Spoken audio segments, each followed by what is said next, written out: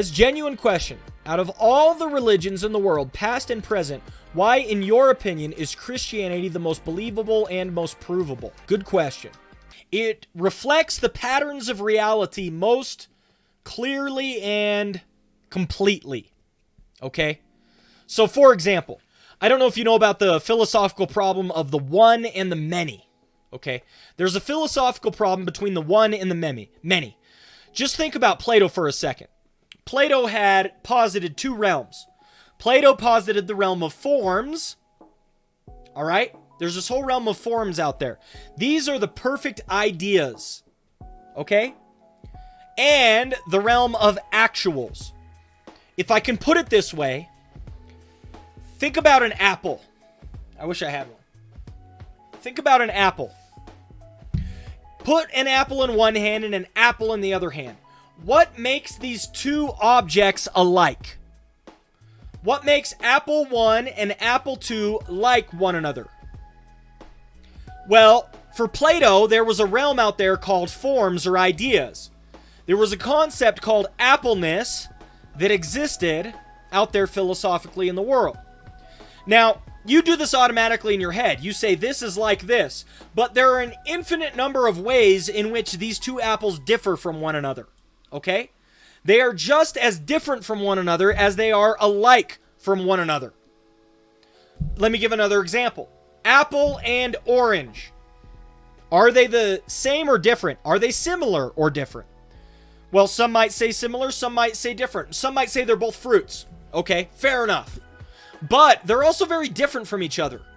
The peel on an apple is really thin. The peel on an orange, comparatively, is relatively thick. One's red, one's orange. Okay? There are many differences between apples and oranges. We even do that in the phrase. It's apples and oranges, right? They're too different from each other. And yet, we put them, in some way, shape, or form, in the same category.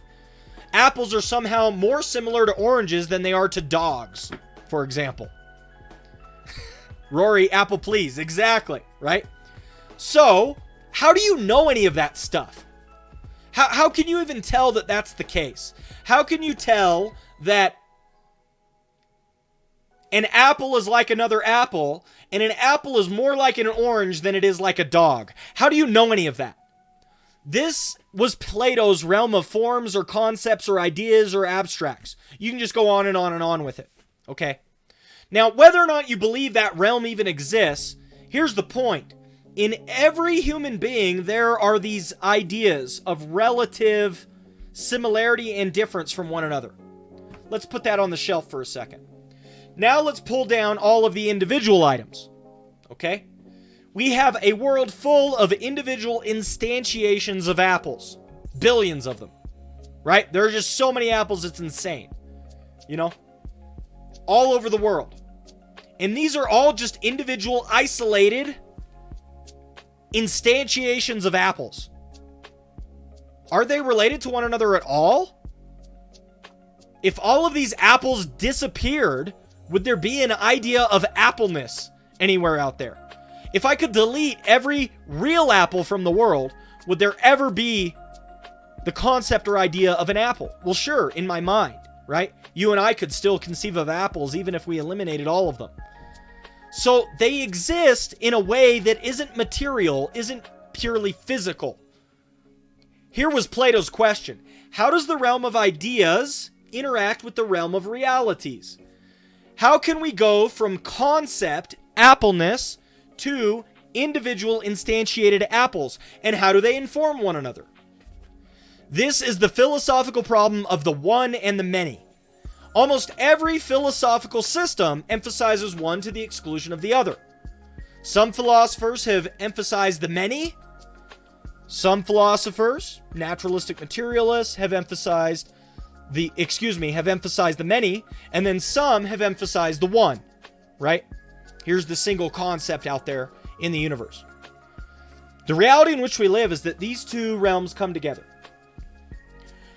Which religious system or philosophical worldview can best unite the one and the many? I would contend that it's Christianity. The one is God, the one being of God. The many are the individual persons of the Trinity, Father, Son, and Holy Spirit. The Trinity perfectly captures and unites the concepts of the one and the many. Okay? So, within the Trinity, we have the concept, God, manifested in the three, Father, Son, Holy Spirit, the many. Every philosophy that emphasizes one to the exclusion of many or the many to the exclusion of one misses something about the reality in which we live. So, for example, Islam, which emphasizes the one to the exclusion of the many, misses the mark. Or polytheism, which emphasizes many to the exclusion of the one, misses the mark. We need a proper integration of the two. And it is only within Christian worldviews that I've seen a proper integration of the one and the many. The one being of God, the many persons of God, three, Father, Son, and Holy Spirit. Boom, perfectly integrated. The realm of ideas meets the realm of reality.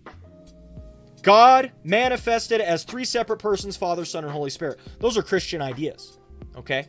And they existed long before we thought of all these philosophical problems. That's one example, Schwein.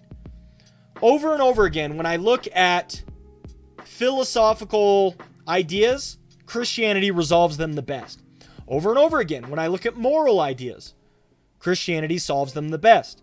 Over and over again, when I look at the material world in which we live, Christianity resolves them the best. As such, I believe that Christianity has the best grasp on the truth of the world in which we live. So, really good question. I hope that answers it for you. It's a little complicated, but that's what I truly believe. I believe that Christianity answers these questions in the best possible way. And again, that's only one idea. When I look at morality, you look at the 10 Commandments, right? That resolves human morality almost perfectly, right? When I look at so many issues when it comes to human life and human behavior, the Bible just gets it. Christianity just gets it. Over and over again, it just gets it. I don't know how to put it, right? The Bible is wise beyond its years. It doesn't make any sense. Especially if you have the perspective of, like, you know, these shepherds wandering around in the desert. It's like, what are they doing? I don't know, just coming up with the most fundamental and foundational document the world has ever seen and ever will see. It's insane. It's insane. And so I put those things together and I'm like, there's just got to be truth here. There's just got to be truth here. So that's how I get there, Schwein. Really good question.